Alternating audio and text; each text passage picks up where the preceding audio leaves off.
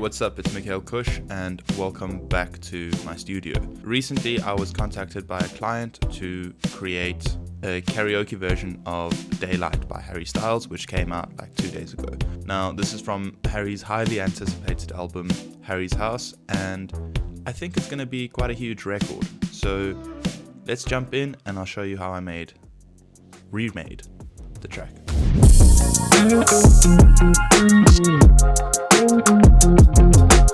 Okay, so we're in the project file now, and I'm just going to jump straight in and show you the first synth, then I'll explain where that sound is coming from.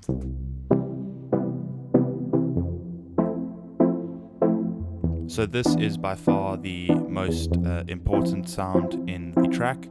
It's a really beautiful Juno style synth, and since I don't have access to a Juno synth, I use Serum preset.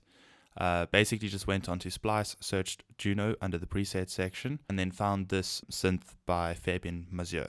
It's super close to what I was looking for. I just had to adjust the filter cutoff, added a bit of resonance, drive, changed the decay shape of that synth. That's then running through this channel strip, which basically has some RC20 in it. Basically just using the RC20 for the reverb, adding a little bit of noise to get that vintage synth sound, a bit of wobble to also get that vintage synth sound, a bit of distortion, and then magnetic tape sounding effect. After that, we've just got a compressor, help control the transients of that synth, a bit of EQ to brighten it up, and then another EQ to just cut off and tame the low end a little bit. Accompanying that, we've got this second Juno synth, which basically just plays the bass notes, and on its own, this is what it sounds like.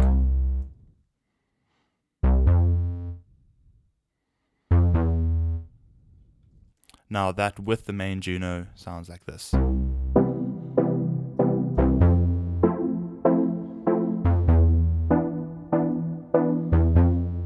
really helps just fill it up and give it a bit more body. Now this main Juno basically plays the whole thing, the same thing throughout the whole track, except for the second verse where a couple extra high notes are added, and that's these.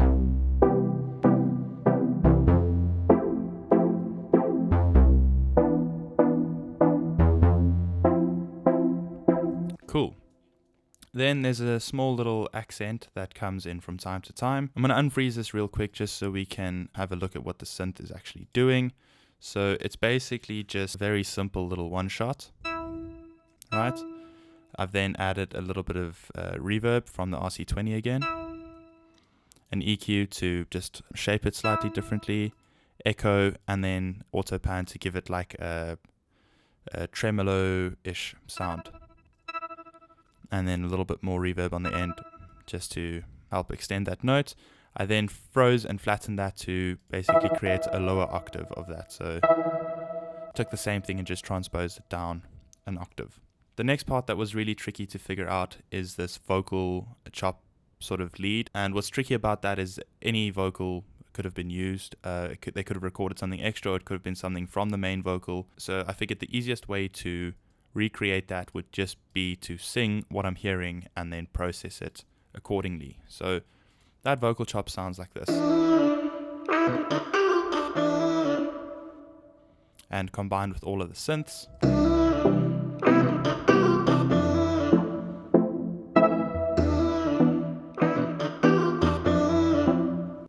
cool. Then we head straight into the drums, and the drums introduce themselves with a triplet pattern snare that builds into the verse, and this is what it sounds like. And then we've just got like hi-hats, kick, and a snare, and then the triplet snares again. And the drums stay like that basically throughout all of the verse and chorus and pre-chorus sections. Then in the second part of the verse, we've got this sort of background stuttering sound. I basically just chopped up some samples and manipulated them to get them to sound like this. And you can see here they're being sidechained by the kick and the snare. So with the drums, and then with that vocal melody, and the synths. Next up, there's another synth that comes in. It comes in basically in these few sections, and it's also just a Juno synth, but it's got a super short decay and it's a bit brighter than the rest of the synths. And on its own, this is what it sounds like, which is a little bit strange and out of place when not included in the context of the rest of the synths, but altogether it does this sort of effect. And along with the drums and vocal melody, it really brings it to life. Cool. The next part that's really different is this breakdown section. So all of the drums change up, all of the synths change up, and it's just like tonally a completely different section. So starting off with the drums, there's a drum fill, and then it's just like a really aggressive sort of rock sounding drums, and this is what they sound like.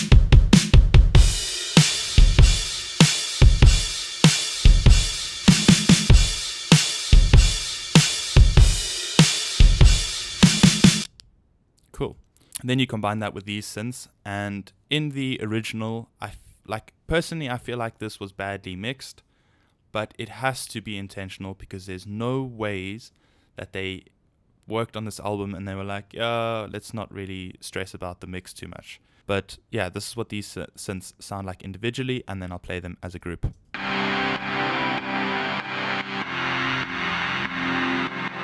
So that's the one, the second one, the third one, and then a bass. Now, it's absolutely just a wall of sound, and that combined with the drums gives you like a super dramatic section, and I do think that's what the intention was, to go from this light, fluffy, bubbly verse and pre-chorus section to this like very intense and dramatic breakdown, and that's what this sounds like.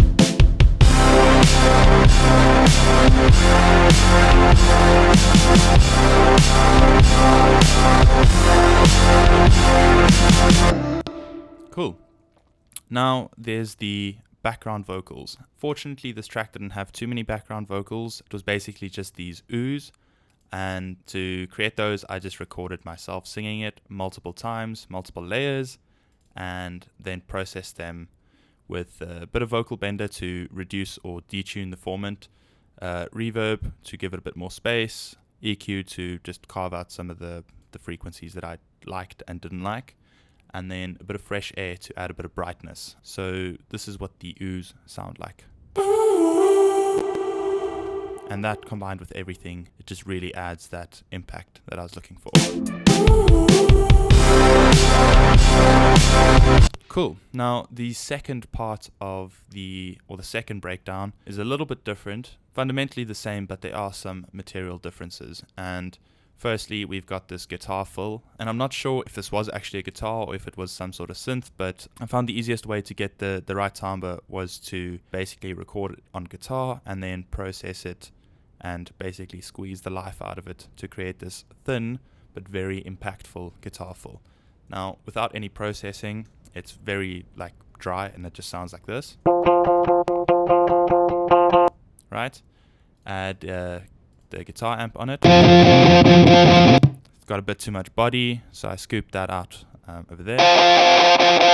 Then added a phaser flanger to give it that sort of chorusing effect. Cut more of the lows and highs out. Added a reverb, and lastly auto pan to pan it left to right. It sounds like that. Then there's also just like this vocal reverse, and I took one of the oohs and basically just used a reverb tail from that to introduce the second breakdown section. So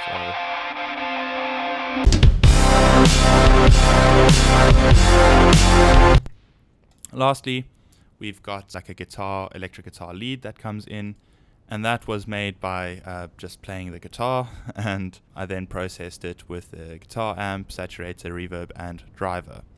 Now there's sort of two distinct sections in there. There's this picking section, and then there's also this like string bending section, and those all together sound like this.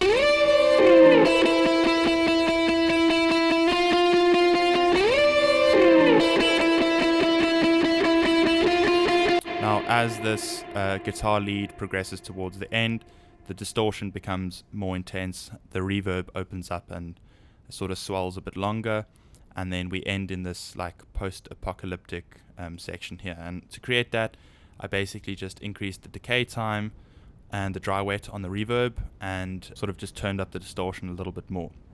So at the end, it all sounds like this. So yeah, the second chorus breakdown section sounds like this.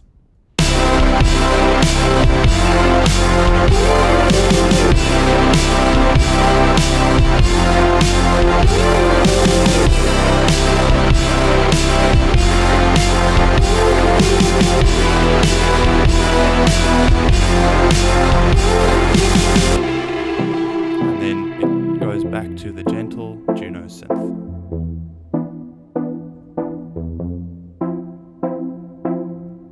Cool. Well, I hope you enjoyed that, and I hope this has given you a little bit of insight. I really enjoyed making this track, and if you learned something from this, I would really appreciate a like or a subscribe, as that helps grow my channel and it shows me that you are actually interested in this type of content. Anyway, I'll catch you in the next one.